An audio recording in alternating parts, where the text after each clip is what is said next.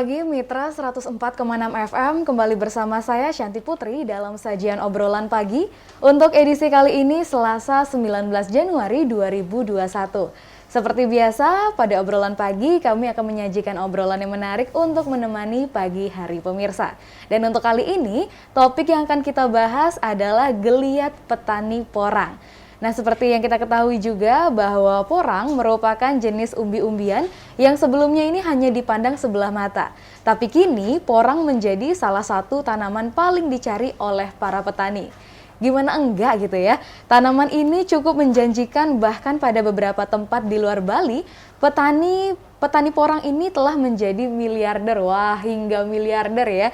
Lalu bagaimana dengan perkembangannya di bumi Bali sendiri? Untuk menjawab pertanyaan tersebut, kali ini di Studio Gempol 38 sudah hadir satu narasumber, yaitu Bapak Imade TJ Esos selaku Direktur PT Porang Bali Dewata. Selamat pagi, Selamat Bapak. Pagi, Bu. Selamat pagi. Selamat pagi pemirsa di rumah. Iya, bagaimana kabarnya Bapak? Ya, sehat. Sehat selalu ya Pak ya. Selalu. Dan untuk kali ini juga Santi ingatkan kembali bagi Anda yang ingin bertanya ataupun menyampaikan aspirasi terkait topik kita kali ini bisa langsung bergabung di 23455. Tapi pada sesi kedua nanti, untuk sesi pertama selama 30 menit pertama ini Santi dulu yang akan mengajak narasumber kita untuk berbincang-bincang. Nah, Pak TJ, saya panggilnya Pak TJ aja nih ya. Apa-apa. Nah, untuk Pak TJ sendiri mungkin sebelum lebih lanjut lagi nih ya, karena kita juga berada di wilayah Buleleng, mau tahu dulu dong Pak, ada berapa nih petani porang yang berada di Buleleng sendiri? Kalau yang di Buleleng sendiri, barangkali tidak bisa dihitung. Wah, berarti banyak banget nih Pak ya? Tapi kalau kita hitung kelompoknya yang sudah kita resmikan secara resmi kelompok, barangkali sudah ada sekitar 15 kelompok. 15 kelompok Ya. itu biasanya di tiap kelompok ada sekitar berapa anggota? Ada 20, ada 30. Wah, itu dikali sendiri aja ya? Dikali sendiri aja. Udah banyak sekali itu ya, berarti nah itu untuk di Buleleng sendiri bisa dikatakan mungkin bukan lagi puluhan, tapi sudah Ya, ratusan sudah gitu ya. ya. Nah, lalu untuk di Bali pada umumnya itu ada berapa Pak kira-kira?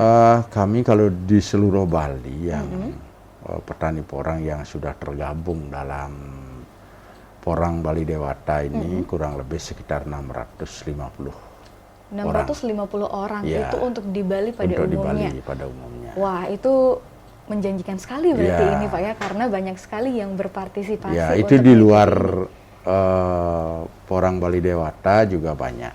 Oke, ya. Artinya ada semacam kelompok-kelompok juga, perusahaan lain juga ada, boleh dikatakan pembudidaya ini dengan tersendiri juga ada perorangan. Oke. Jadi enggak serta-merta lah semua binaan kami. Tapi Oke. yang kalau binaan kami kurang lebih sekitar 600 orang. 50, oke. Ya. Artinya itu ada yang di dalam PT Porang Bali Dewata, Ya, ada juga yang mandiri. Mandiri. Oke, jika itu digabung banyak sekali berarti ya Pak ya. Artinya. Nah, oke, kalau boleh tahu juga Pak, ini di Bali sendiri kabupaten atau kota mana saja yang sudah ada petani porangnya selain di Buleleng ini Pak? Selama yang paling banyak porang sekarang ini di Kabupaten Jembrana. Jembrana. Ya. Oke. Kalau tadi itu bisa dikatakan ada 15 kelompok di Kabupaten Buleleng, di Jembrana sendiri ada berapa Pak? Di Jembrana banyak Bu, karena di Jembrana itu mulainya mungkin dari 2017, 2019 itu dia sudah mulai tanam porang. Jadi Buleleng boleh dikatakan kategori nomor 2. Setelah itu Bangli, Tabanan, Karangasem, Badung. Oke. Gitu. Berarti Buleleng juga sudah menjadi 3 besarnya gitu ya? Ya, sudah menjadi termasuk mayoritas lah artinya. Tapi dari segi persentase jumlah penduduk masih relatif kecil. Oke, nah lalu Pak, untuk berbicara juga tentang lahannya nih Pak ya, kalau boleh tahu kurang lebih berapa hektar lahan sudah ditanami tanaman porang ini Pak? Kalau kami berbicara kalau hektar yang terdata di setiap kelompok itu ya, salah satu contoh di Kabupaten Buleleng Desa Selat ya, itu satu kelompok 29 hektar. Satu kelompok Ya, 29 di sana ada hektar. 4 kelompok. Wah, Ya, banyak itu kan ya. Sudah menjamur lah, artinya tingkat persentase masyarakat sudah menjamur untuk tanam porang. Ya Desa Selat, Kemudian Desa Pegayaman. Desa Pegayaman itu tetapi belum, budidayanya belum tertata. Tetapi porang liar banyak. Oke. Berarti untuk porang liar sendiri itu maksudnya apakah yang menanam mandiri atau bagaimana, Pak? Memang tumbuh di kebun sendiri. Gitu. Dari tumbuh dulu. sendiri, Ya. tidak ditanam secara sengaja, tapi langsung gitu ya, nggak sengaja ada. Nah, lalu tadi juga sempat Bapak singgung sedikit mengenai ada yang bergabung pada PT Porang Bali Dewata, ada juga yang mandiri. Itu apakah memang yang mandiri itu karena karena merekanya itu tuh memang sudah mampu melakukan, atau justru memang bagaimana Pak itu untuk mungkin sampai bergabung pada PT Porang Bali Dewatanya sendiri? Porang ini pada prinsipnya adalah salah satu tanaman umbi-umbian yang tumbuhnya awalnya adalah tumbuhnya di hutan. Tumbuhnya di hutan, kalau bahasa Latinnya Amorphous malaria, itu porang itu memang ada sejak dulu.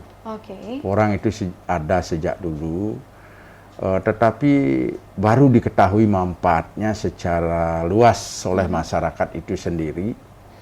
Dengan adanya sekarang mulai viralnya salah satu porang ini, kan banyak pengusaha-pengusaha porang di YouTube viral ya. Salah satunya adalah Paidi Porang. Pada saat ini pemerintah juga tertarik dengan budidaya porang dari pusat, dari kementerian, sekarang Mensos ya, Kementerian Sosial juga sudah tertarik dengan budidaya porang. Karena situasi pandemi COVID-19 ini adalah salah satu kegiatan masyarakat di sektor pertanian, Bu. Karena di sektor-sektor lain boleh dikatakan belum bisa bergerak. Di sektor lain? Ya, seperti pariwisata kita sudah tidak. Di selain pertanian gitu ya? Selain pertanian nggak bisa. Masih banyak larangan-larangan lah untuk kumpul. Jangankan bekerja, kumpul aja juga belum bisa. Susah. Jadi salah satunya untuk aktivitas masyarakat adalah petani. Pada saat ini. Mungkin ini sudah merupakan bagian dari proses alam ya. Sehebat apapun manusia, secanggih apapun manusia harus kembali ke alam. Artinya mereka mungkin yang secara mandiri untuk menanam porang itu karena sadar ya akan situasi seperti ini gitu ya. Karena porang ini kan mudah dipelajari, mudah cara penanamannya. Kalau istilahnya di Jawa itu porang dilempar saja hidup. Gitu. Apalagi ditanam. Apalagi benar-benar dibudidayakan kan lebih maksimal situasinya. Tetapi walaupun ada salah satu opini seperti itu, porang mudah hidup, tetapi masyarakat, kami bersaran itu harus boleh dikatakan tahu tentang porang. Jangan sampai asal-asalan menanam yang sejenis porang ditanam. Nah, mumpung disinggung sedikit gitu ya Pak ya, sejenis porang. Bisa dikatakan juga porang itu memang merupakan salah satu jenis umbi-umbian gitu ya Pak ya. Tapi banyak juga nih umbi-umbian yang mirip dengan porang. Umbi-umbian yang mirip dengan porang. Nah, kalau di Bali itu tidak, kalau nggak salah itu dikenal dengan istilah suwek gitu ya Pak ya. Suwek ya. Nah, lalu kira-kira di mana letak perbedaan antara porang sendiri dan umbi-umbian yang lain, Pak? Nah, inilah salah satu yang perlu saya sosialisasikan kepada masyarakat ya. Mengapa kita mendirikan salah satu unit usaha, biar ada wadah. Jadi apa yang mereka miliki itu nanti tertampung dalam suatu wadah, sebuah unit usaha. Kami PT Porang Bali Dewata ini sudah bekerja sama dengan salah satu pabrik, yaitu PT Asia Prima Konjak di Jawa Timur, pabrik terbesar di Jawa Timur. Kalau tidak salah di Indonesia itu ada 27 pabrik, Bu. Banyak pabrik porang, tapi kita pilih yang terbesar, yang berkualitas, dan harga juga bagus gitu. Melihat dengan situasi masyarakat itu adalah jenis porang ini banyak, ada porang, ada ilasiles, ada suweg ya, ada tieh ya, di brosur ini udah kelihatan ya. Ini mungkin dari pendengar Radio Guntur tidak bisa melihat ya Pak ya, Ya. tapi jika Anda penasaran itu di sini sudah dibawakan ya, sudah dibawakan brosur langsung, brosur lengkap tentang budidaya porangnya, lalu juga jenis-jenis porang itu apa saja gitu Pak ya. Mungkin bisa dilanjutkan dulu Pak. Jadi porang itu memiliki ciri tersendiri Bu. Keluar biji kata dia. Buah. Biji kata. Ya, pada ujung pohonnya itu keluar biji kata. Tetapi kalau suweg nggak keluar biji kata. Oke. Dan juga porang ini ada dua jenis, ada porang spora, ada porang biji kata. Kalau porang spora itu porang jagung namanya kalau di Jawa. Porang jagung. Ya, kalau di NTT namanya porang betina. Oke, beda-beda ya. Beda-beda, ya. ya, masing-masing daerah punya ciri khas tersendiri, punya nama tersendiri. Kalau di Bali itu ada yang menyebut kule-kule. Kule-kule. Ya. Ada juga menyebut langsung gitu ya. Oke, Jadi, namanya banyak namanya sekali ya banyak sebenarnya. ya, masing-masing desa, masing-masing daerah punya nama tersebut. Tapi secara nasional kita sebut porang. Itu yang kita bisa sampaikan tentang jenis porang ya. Oke, jadi sebenarnya ada banyak sekali jenis-jenisnya gitu ya Pak ya. Dan tadi letak perbedaannya itu adalah di pohon. Di pohonnya, Di pohonnya halus. Kalau kasap dia, pegeriti itu tieh. Oke, artinya porang sendiri itu halus ya Halus, untuk ya. bentukannya. Oke. Nah, lalu kalau boleh tahu juga Pak, dibutuhkan waktu berapa lama nih untuk bisa panen tanaman porangnya sendiri? Karena tadi kan sempat dijelaskan juga sebenarnya tinggal taruh aja tumbuh hidup, gitu kan. Tapi berapa lama kira-kira? Kalau budidayanya bagus, tanahnya gembur, cara pemupukannya bagus, itu 2 tahun kita bisa panen. 2 tahun dalam 2 Karena kalau pemeliharaannya bagus, 1 tahun itu akan menghasilkan umbi 0,6. Umbi 0,6 itu? Ya, setengah kilo lebih sedikit. Okay. Saya kira itu gininya besarnya 0,6. Ya, artinya setengah kilo lebih sedikit. Jadi kita jangan berasumsi banyak ya. Nah, tapi ada juga orang-orang atau petani mensiasati dia tanam umbi yang besar. Umbi yang besar. Ya. Itu ada bedanya berarti Pak dari bibitnya atau bagaimana itu? Kita tergantung kemauan. Kalau kita mau membuat bibit unggul, tanam umbi. Tanam umbi. Ya, kalau menanam umbi yang besar, secara otomatis akan tumbuh batang yang besar. Oke. Setelah tumbuh batang yang besar, nanti akan tumbuh pohon yang besar, sehingga menghasilkan biji kata yang banyak. Oke, jadi itu salah satu tipsnya ya? Ya, teknis untuk pembuatan bibit super atau bibit yang berkualitas. Tapi kalau kita tanam pohon yang kecil, nanti akan keluar biji kata kecil-kecil juga ya? Sedikit ya. Gitu. Oke, nah artinya itu kurang lebih itu 2 tahun untuk bisa sampai panen gitu ya Pak? Ya, 2 tahun bisa panen. Nah lalu jika banyak nih untuk orang-orang juga yang baru mendengar kita berbicara seperti ini ya Pak ya, mungkin ada yang juga sudah tertarik nih untuk menanam porang ini sendiri. Tapi apakah porang ini sendiri bisa ditanam pada sembarang tanah Pak? Asal jangan di tanah yang becek. Oke, di artinya, sawah nggak boleh. Di sawah berarti nggak boleh ya. Tapi jika ini ditanam di sela-sela tanaman lain atau? Oh boleh. Oke, kalau di sela-sela tanaman lain itu nggak masalah. Tapi yang penting nggak di sawah aja gitu ya. Jadi porang ini hidupnya di tanah yang kering, tanah perkebunan. Pada prinsipnya tidak boleh terlalu banyak air. Tidak boleh terlalu banyak air. Bukan. Tidak boleh banyak air dalam tanda kutip tidak terendam air. Tidak terendam air. Tetap perlu air tapi tidak terlalu banyak gitu. Kalau ya, terendam air dia akan busuk. Dia akan busuk karena kalau musim hujan ini karena sudah proses alam. Jadi tidak boleh menanam biji kata. Jadi buahnya itu tidak boleh ditanam sekarang, akan busuk karena dia terendam air lama di bawah tanah. Ini kondisi tanah kan basah saat ini. Sekarang yang paling cocok ditanam adalah pohon porang yang sudah pohon, baik itu dari polybag, itu pembibitannya dari polybag, itu masih boleh. Nah lalu untuk tanaman ini sendiri kalau tadi boleh di sela-sela tanaman lain, artinya tidak perlu tegalan khusus seperti itu ya Pak? Enggak usah, karena gini, latar belakang porang itu kan hidupnya di hutan. Kalau di hutan itu pohon apa aja ada ya Bu ya, besar, kecil, itu sinar 30% aja hidup dia. Oke. Ya, dia tidak membutuhkan. Tapi kalau ditanam di lahan terbuka, karena kita budidaya, itu akan lebih baik.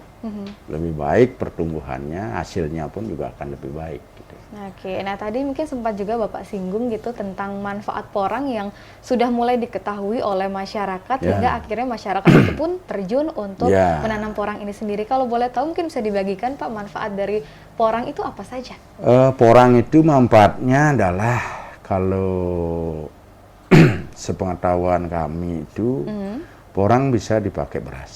Beras? Ya. Pengganti beras? Ya, beras shirataki namanya. Oh, oke. Bukan pengganti beras, memang ada beras porang. Oh, memang ada beras porang. Oke.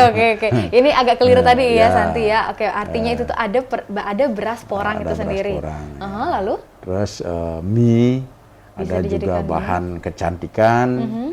Ada juga dipakai bahan lem, campuran lem. Kertas, ada juga sebagai isolator listrik Bu. Jadi isolator listrik itu campurannya porang. Itu oke, mohon maaf saya sedikit ya Pak ya, ini agak menarik juga tentang isolator listrik itu maksudnya seperti apa Pak?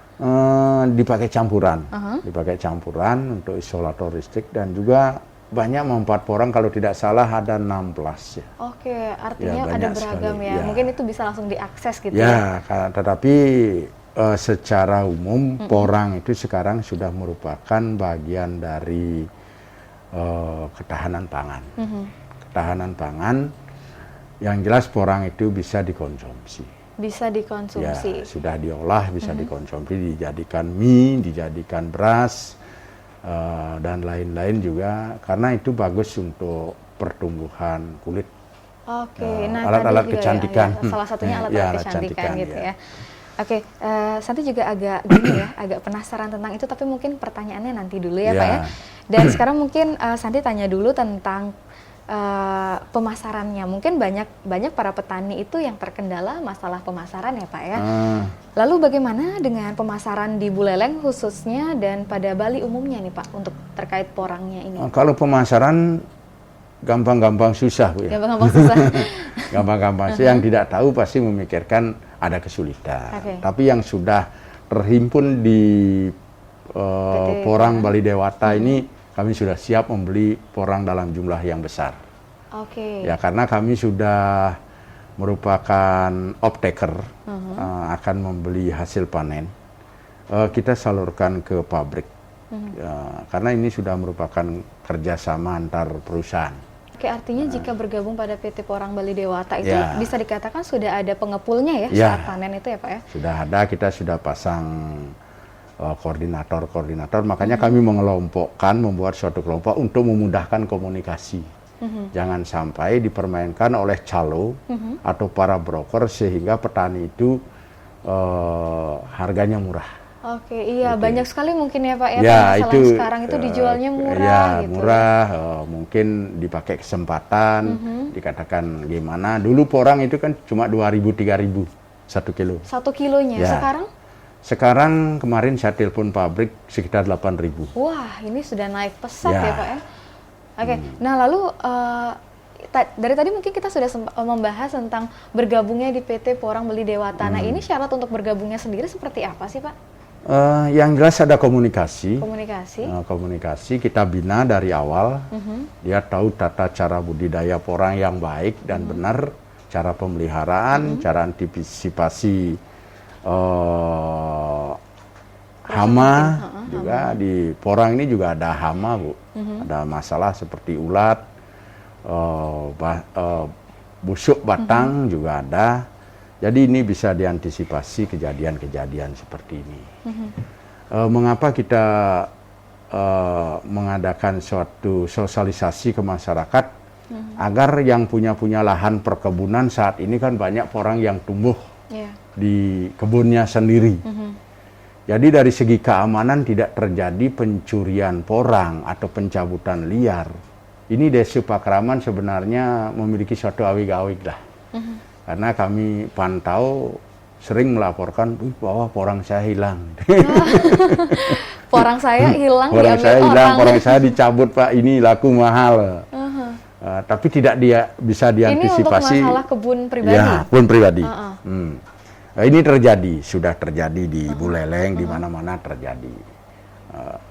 Nah ini harus diinformasikan kepada masyarakat secara luas bahwa porang ini berharga. Porang ini memiliki suatu nilai bisnis, jadi mulai dilestarikan, dibudidayakan. Jangan sampai hanya dicabut saja, dijual, besok punah. Iya, oke. Artinya perlu juga ada pembudidayaan. Jadi masyarakat nggak ada mata pencarian. Sedangkan di situasi pandemi COVID ini kita bisa nikmati. Betul. Seperti sekarang penjualan bibit ini adalah pendapatan masyarakat, walaupun tidak besar, ada upaya lah untuk salah satu pekerjaan situasi saat ini kan nggak boleh kemana-mana, pekerjaan ini tutup, pekerjaan itu tutup, banyak yang PHK. Situasi sekarang ini kan kalau tidak membuat suatu pekerjaan yang bisa menghasilkan uang untuk ekonomi produktif, kan lama-kelamaan susah.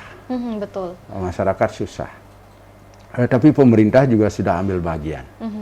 Dinas Pertanian sudah juga mensosialisasikan porang. Oke. Artinya itu untuk tadi mungkin ya Pak ya, ada kasus tentang pencurian porang atau pengambilan pencabutan secara liar. Jika memang bergabung pada PT Porang Bali Dewata ini, apakah memang sudah disediakan lahan khusus atau bagaimana maksudnya Pak? Yang sudah kami bina para petani, kami mengadakan pengawasan. Pengawasan. Ya, karena porang itu ada yang memiliki, jangan sampai yang pura-pura tidak tahu seenaknya lah. Karena kan sudah tahu porang mahal, ini kan harus mengerti kita menanam. Jangan hanya berpikir panen saja. Pikiran gitu ya, praktis ya gitu Pak ya. Nah, dulu porang kan bisa dicari di tempat liar ya, di hutan, di mana. Tapi kalau kelama-lamaan nggak budidaya, porang mahal habis. Kan bisa habis, di hutan itu kan bisa habis. Iya, jika tidak dipelihara, tidak dibudidayakan, habis. Tetapi kita sekarang membudidayakan, kita menanam. Kalau menanam, mengambil di kebun sendiri kan aman. Oke. Nah tadi juga tentang pengawasan sendiri, itu pengawasan yang seperti apa maksudnya Pak? Kita bekerja sama dengan pihak-pihak. Kalau sudah di kelompok itu kan, sudah kelompok itu bagian dari masyarakat itu sendiri. Ya paling tidak dia bisa saling mengawasi. Oke, artinya di lingkupnya di sendiri lingkupnya gitu ya? dia sendiri. Yang kedua, paling tidak kita bisa mensosialisasikan bahwa porang ini memiliki suatu nilai bisnis. Jadi masing-masing lah mengamankan. Artinya, oh di sana ada porang, itu milik kebun saya. Karena saya menanam itu. Atau akan budidayakan itu. Tetapi kalau tidak ada yang menanam, berpikir panen, ini yang susah. Pada prinsipnya sekarang sudah banyak yang membudidayakan. Oke. Nah, lalu tadi kembali lagi Pak tentang syarat untuk bisa memasuki PT Porang Bali Dewata ini, selain memang sudah mampu nih untuk melaksanakan pembudidayaan porang itu sendiri, apakah ada syarat lainnya Pak? Di PT Porang Bali Dewata ini saya juga sudah membuat suatu koperasi, Bu. Koperasi? Ya, yang namanya koperasi produsen tani nelayan Sejahtera Nusantara. Jadi koperasi ini nanti kami akan gerakkan yang memiliki nilai sosial ekonomi. Jadi kita wadahi dengan koperasi, nanti seolah-olah yang tergabung dalam PT ini miliknya dia sendiri. Jadi milik masyarakat, milik petani. Kami akan berjuang punya pabrik tersendiri. Yang punya pabrik nanti petani, bukan PT. Nah, tujuannya adalah ada rasa memiliki. Jadi kami bukan semata-mata berusaha di bisnis, tetapi kami berpikir pemberdayaan masyarakat, pemanfaatan lahan yang belum produktif menjadi produktif. Jadi tidak ada lahan tidak produktif, semua lahan produktif. Tapi kan produktif itu kadang-kadang diolah menjadi perumahan ya. Iya, banyak yang seperti Banyak itu ya ya. Pak. Tapi kalau diolah menjadi suatu usaha pertanian, jadi kan dinikmati oleh masyarakat itu sendiri. Masyarakat dan kitanya juga ya. ya. Kita sendiri ya. Oke, nah kembali lagi Pak, tadi mungkin masih belum terjawab, selain dari individunya sendiri yang mampu untuk membudidayakan porang itu sendiri, dan mungkin tadi salah satunya memiliki lahan gitu ya Pak ya? Ya. Oke, ada lagi atau tidak Pak? Atau memang hanya itu saja, jadi kita digratiskan untuk masuk pada PT Porang Beli Dewata ini Pak? Oh, digratiskan Bu. Oke, digratiskan. Digratiskan untuk masuk PT. Artinya, jadi PT ini kan unit usaha. Kita membina dalam bentuk kelompok. Mengapa dikelompokkan? Untuk memudahkan komunikasi.